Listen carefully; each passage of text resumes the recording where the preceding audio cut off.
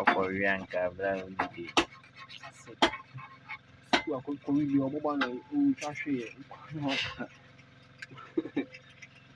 That's one of our you couldn't tell you video.